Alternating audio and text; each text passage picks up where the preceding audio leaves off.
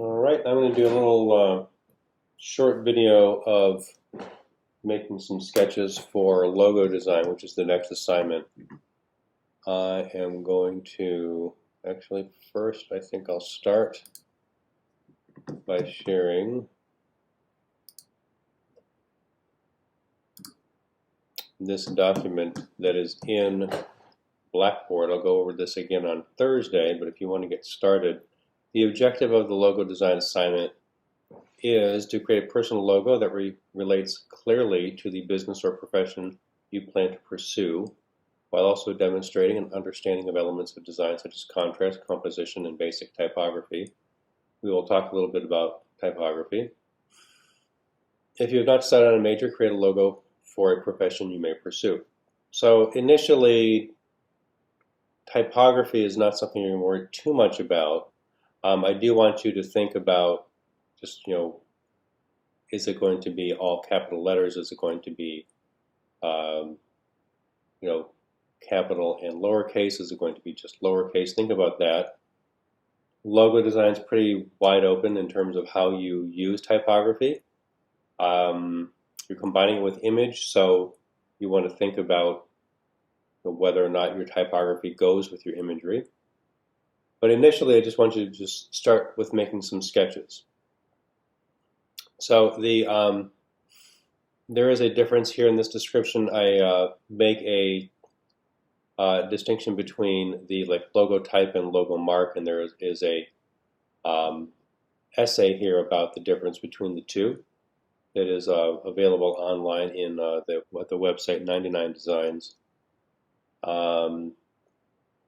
And in terms of the scale, the initial 5 small scale drawings, 3x3 or 3x4, it can be square or rectangle, or a rectangle that is like a different height versus width. I don't care really. I mean, it can be, square is kind of neat, but sometimes that can be too limiting, and you need a little bit more. You need a little bit more width or height. I want to keep it flexible for you. So, but this first small drawings, 3x3 might seem really tiny, but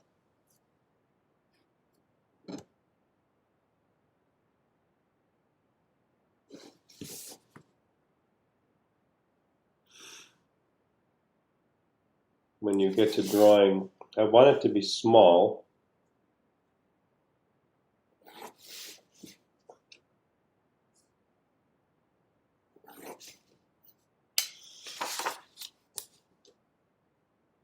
That way,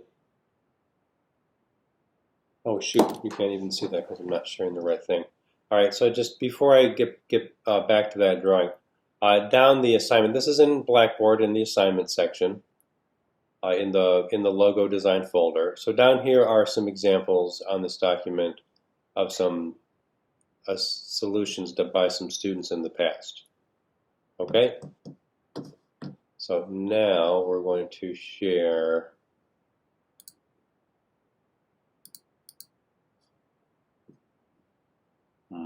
come on. When I hit the button, you're supposed to stop. There we go. Back to the iPad. All right. Now,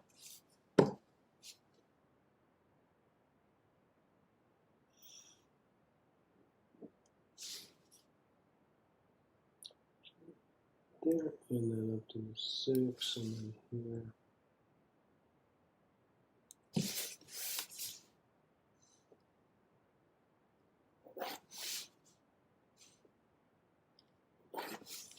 All right, that's 3x3.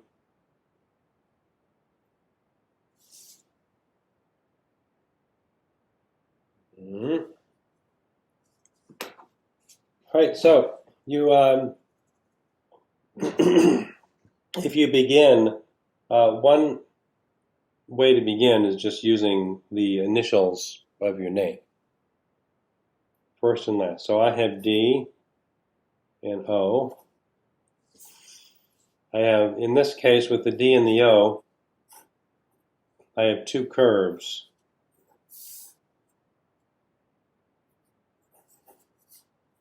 if I want to, since my name has 2 capital letters in the last name, I can say I have D, I have O, I have C.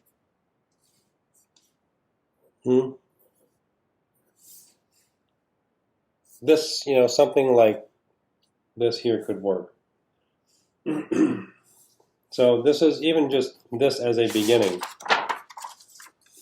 Making some, making some drawings of like what you get in terms of like just visual elements with the letters of your name. I have vertical.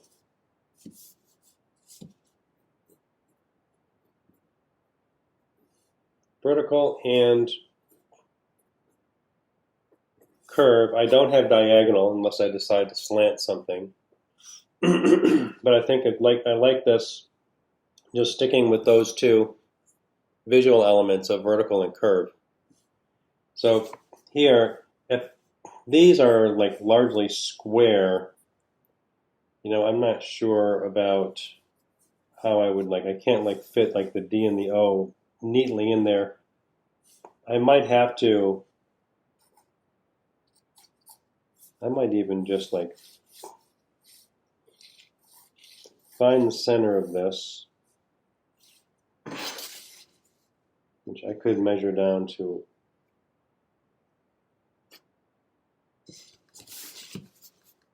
1.5.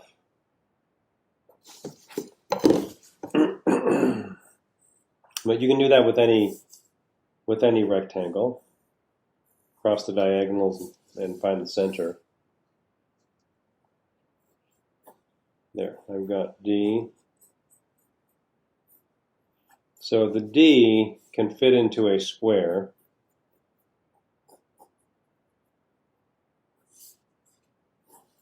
And the O also. A circle fitting inside this square will touch the edge of the square only in the center of each of the sides. You can divide this up. If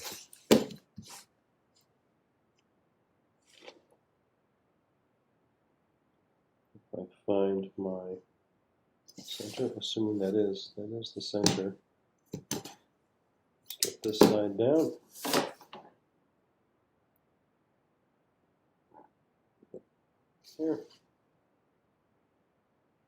There.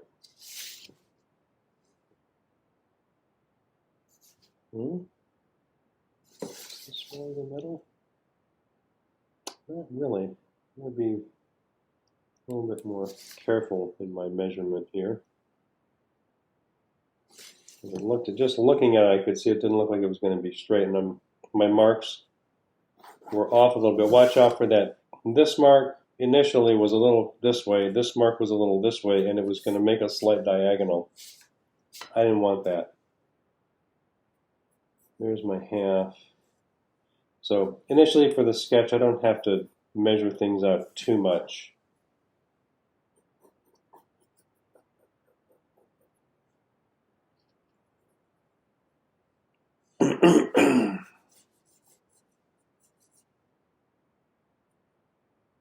So I could do this like small,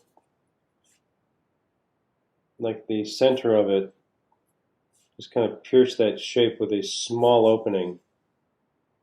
Looks kind of like that. In the assignment section, there's a sketch for one that I did last semester for fine art printmaking. And so I kind of made this look like kind of like there was paper going between these two, like these 2 curves are like 2 rollers. That kind of worked. So let's say I start with this D-O. I'm going to leave a little bit of a space here.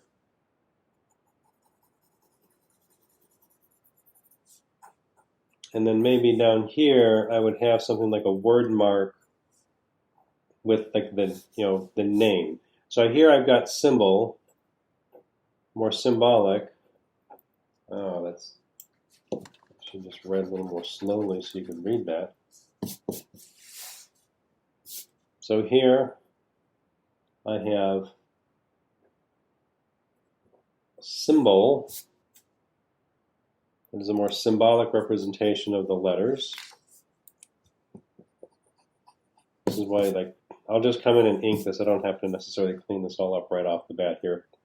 Then down here, I have the name of business. Okay, so now here, this is where you, like, your typography matters. If I choose a typeface, people usually refer to these as fonts, but in typography it would be called a typeface. These are smooth, curvy letters. If I were looking for one, even to start with, there are typefaces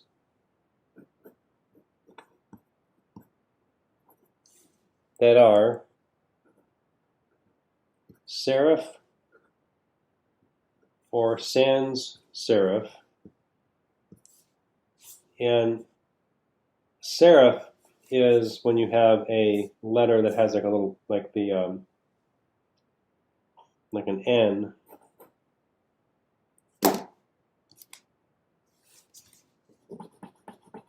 Let me do it up here. So serif, if you have an N, the serif is like the little foot, or this like little, like, more like a, it's just like a little, more like a decorative little flourish, often on the joint and then down at the end. And all right, so that's serif. Sans serif is when it doesn't have them. Sans means without. Okay, so that is one of the most simple things you need to understand about typography, and it would help govern your decisions about what goes here. One of my, I guess, Times New Roman is kind of like an annoying default typeface that's used in like Microsoft Word and others, and that's a serif typeface. I don't, so I wouldn't want to use Times New Roman. There are some, if I start looking for them, like Bauhaus is one, and I think Century Gothic is another one, that are sans serif and have this kind of like smoother, rounder appearance to them. So here I might, well, first, if I have this, and this is just a small sketch, this is not my perfect version that I'm going to submit for a grade. I think I might want to have like Duffy. Okay, and I've not figured out the spacing yet, so it's not centered yet, but I'm just going to sketch that in. Duffy O'Connor. And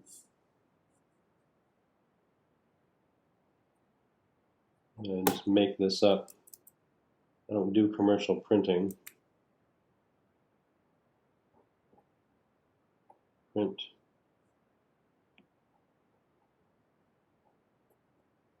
Let's just say I have a business doing commercial printing. There we go. I'm sketching out a logo for a print services. This right now that I look at it, that's too big in between. I would like shrink that up. I might want to put a black, put a border around it, but this is an initial idea. So I'm not betting the farm on this. This is just me getting my first idea out of my head onto a piece of paper, and I can work on making things look more uniform. Let's shift this. When I ink it, I can move it a little bit.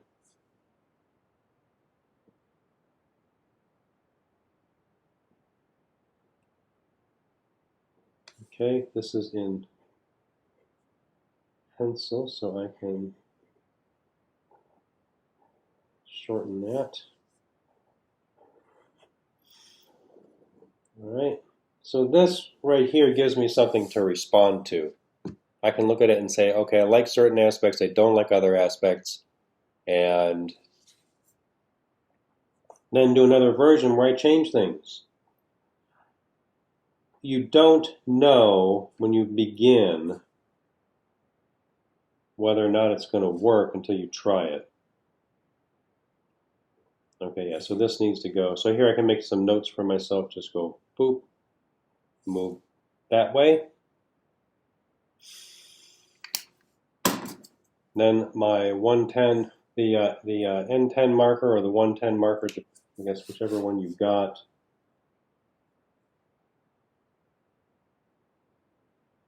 So with this, if you just keep the marker in contact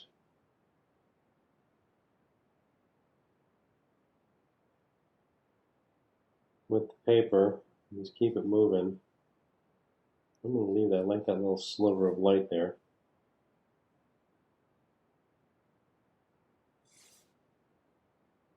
That's kind of cool.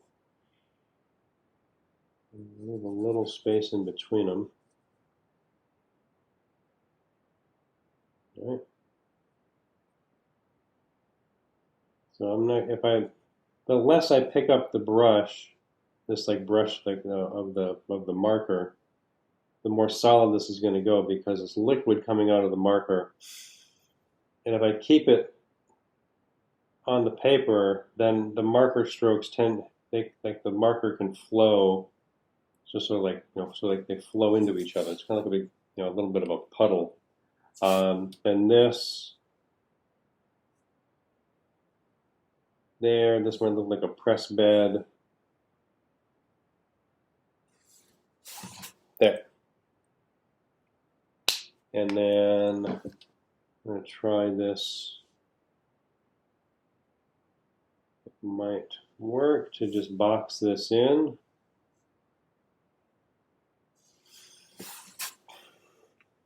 Okay, good. And then eraser, where did you go? There are